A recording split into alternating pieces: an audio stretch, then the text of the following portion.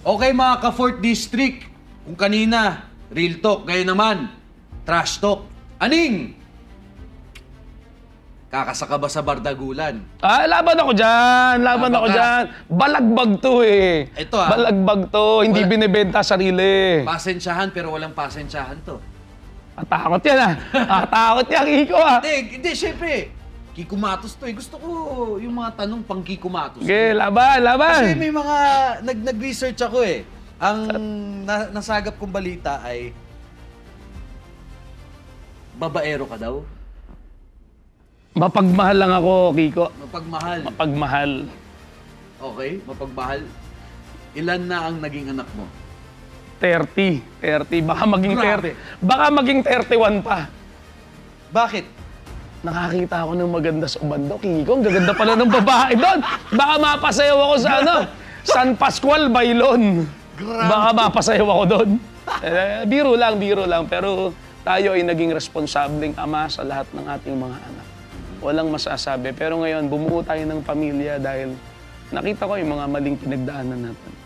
Kaya tinama natin, maiksi ang buhay, gawin na nating tama. Tumuwid na. Medyo. Ay, di pa tapos. Meron pa kailangan Nakatakot yung mga tanong mo, Kiko Meron pa. Puta, trash talk talaga eh. Nag-drugs ka daw nung araw? Nung araw. Gabi na eh. Gabi na eh. Tsaka nagbago. Bakit? Okay. Babaguhin natin yung sistema. Kailangan nating baguhin sa normal na paraan. Pero, paano ka nagbago?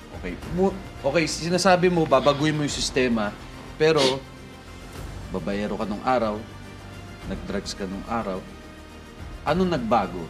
Na-realize ko, maiksi ang buhay. Lahat tayo mamamatay. Ang tanong, pag namatay ka, saan ang punta mo? Diba? Ako, dati gusto ko pag namatay ako yung legacy. Ngayon, hindi.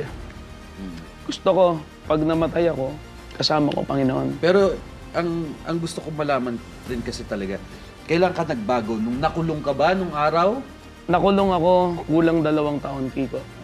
Sa totoo lang, yung pagkakakulong ko na yun ang isa sa naging daan na diretso kong nakausap ang Panginoon. Sabi ko nga, yung pagkakakulong ko na yun, dahil ko pa nag-enroll ng Harvard University dahil yung natutunan ko dun sa loob, hindi mo matututunan sa paaralan. Gusto ko nga, yung kapatid ko, makakulong din eh. Bakit? Yung aral na nakuha ko, sobrang tindi, sobrang bigat. May hawak akong diploma na talagang hindi makukuha ng ibang tao, ng ibang lalaki. Kaya sabi ko, tatlo ang natutunan ko sa loob ng kulungan, na paglaya ko. Una, no one is greater than God. Walang hihigit sa Diyos. Diyos lang ang makapangyarihan. Hindi ang senador, hindi ang mayor, hindi ang congressman. Pangalawa, huwag mong i-please ang kahit sino. Bakit? Hindi ka naman magugustuhan nun eh. Kaya nga, piniplease mo. Ibig sabihin, ayaw sa'yo eh. Ang i-please mo lang ay ang Panginoong Diyos. Sa simpleng gumawa ka ng mabuti, matutuwa ang Diyos sa'yo. Ang pinakamagandang natutunan ko, pangatlo, lahat ng gagawin ko o gagawin natin ay dapat ayon sa kalooban ng Diyos. Lahat ng gagawin ko ay ipapagpasa Diyos ko lang. Mangyayari yun. Hindi nangyari, hindi kalooban ng Diyos. At naniniwala ako, huwag mong pilitin, darating yun, ipagkakaloob ng Diyos sa'yo lahat. Kung ano ang para sa'yo, Yun. ay para sa'yo. Yun mismo. Pero alam mo, Aning, sabi mo nga sana yung kapatid mo rin makulong, di ba? Para matutunan niya rin kung ano natutunan mo. Pero ito masasabi ko, kung ano natutunan mo sa loob ng kulungan, para sa'yo lang yun. Kasi kung lahat ng tao nakulong, at kung lahat ng tao na nakulong ay nagbago katulad mo, edi sana mas maayos ng Pilipinas. Pero hindi. Para sa'yo lang yun. Baka, Ikaw ang instrumento ng Diyos para gamitin kung anong ipinagkaloob sa yung posible. Alam mo yung bagong sistema, nabuo sa loob ng kulungan. Paglaya ko, diretso ako nakikipag-usap sa Diyos. Dala-dala ko yung bagong sistema. Minsan, dinadapa ako na yung sarili ko. Minsan, bumabalik ako sa kalokohan. Pero ang Diyos, mahal ako. Dahil siguro may mabuting puso ako na kahit minsan barumbado ako, minsan aning ako, minsan loko-lo ako, minsan marami kong kalokohan. Pero tinatayo ako ng Diyos sa pagkakadapa. Ginigising ako ng Diyos. bumangon ka, tumayo ka, babaguhin mo ang sistema. Ang daming umaasa, yung mga maliliit na parating naaabuso, naaapi.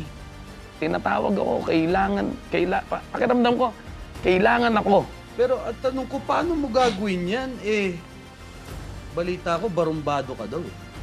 Sa totoo, barumbado ako kung may mapang-abuso, may mapang-api.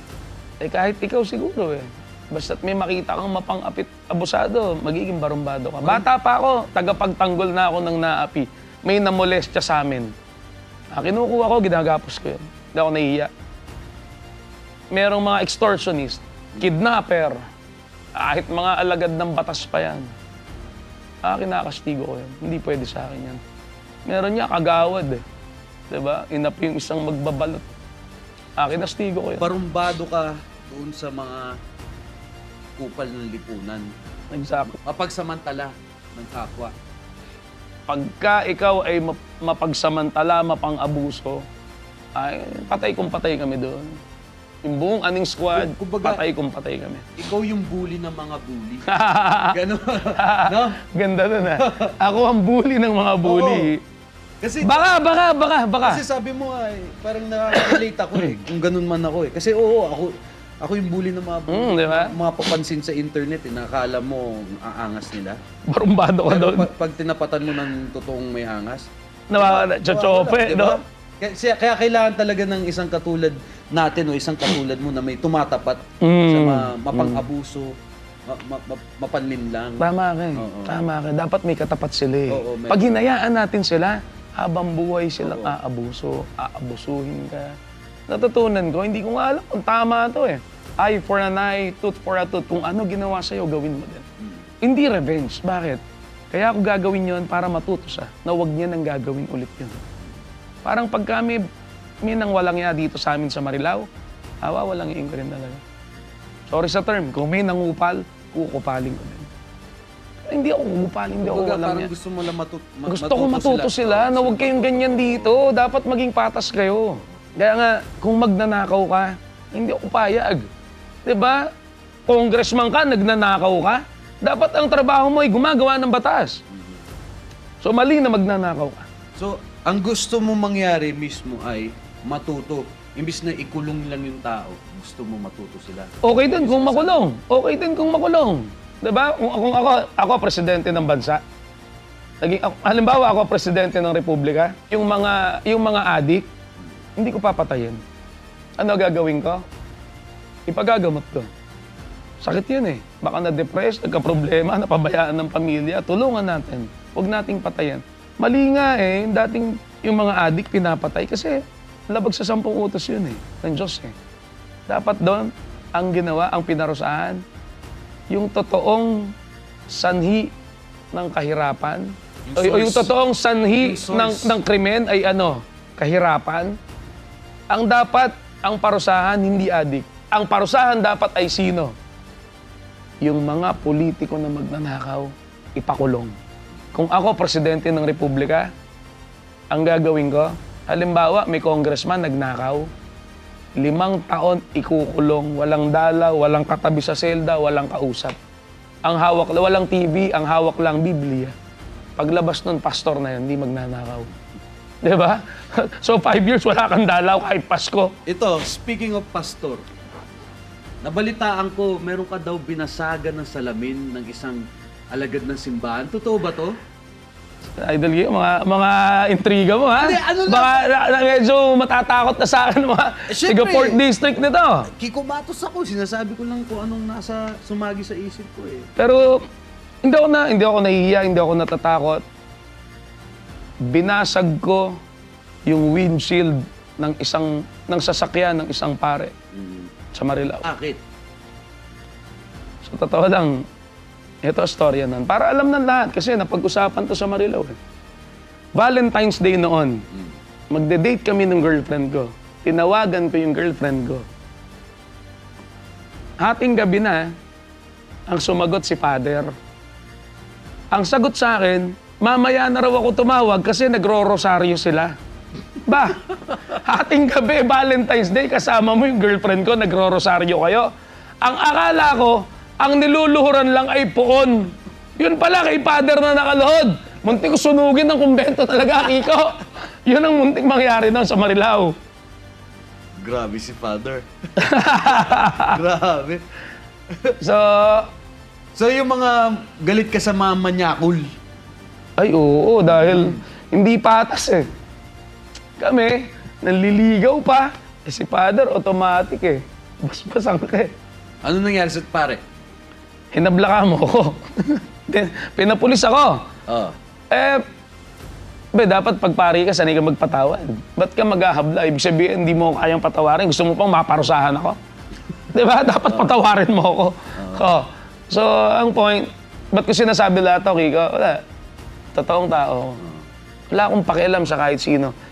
4th District, hindi ko po binebenta ang sarili ko. Kaya kahit anong pagkatao ang meron ako, ay wala pong pakialam ang kahit sino. Ang binebenta ko po, ang ino-offer ko po sa 4th District ay ang advocacy ng bagong sistema. Grabe. Thank you, thank you, thank you, thank you. Aning, pakamay nga. Masaya ako na nakapanayam kita ngayon. Masaya ako na may nakilala akong isang katulad mo. Isa kang Ako din. totoong tao. Napaka-honest mo. Lalo na sa mga constituents, napakatapang. Thank you, thank Sana you. pagpalain ka, sana manalo ka. At totoong mabago mo ang sistema. Ikaw na ang magiging congressman ng 4th District. Alam mo, Kiko, ang tunay na hangarin ay hindi mo matatalo kailanman. At hindi mo nga matatalo yung laban na to. Bakit? Hindi laban ng tao ito eh. Laban ito ng advokasya ng bagong sistema. Laban ito ng buong 4th District. Inaanyayahan ko po ang lahat po ng mga tiga 4th District, maging advocate po tayo ng bagong sistema. Ito po ay ipamana natin sa mga susunod na henerasyon ang patas na pamahalaan para sa mamamayan. Gamitin po natin na sandata, puso at tapang para durugin ang bulok na sistema. Mga kadistrito, pairalin po natin lagi, puso, hindi piso. Piliin po natin, leader, hindi politiko. Dumating na po ang superhero ng ika-4 na distrito. Bagong sistema, parating na po sa Kongreso. 4th District! Isuntok natin ito! Tuwin ang sistema, walang iwanan, tayo'y babangon. Puso sa unahan, bawat isa'y magtulungan. Sa pagpapagod, mag-isama panata ng bayan.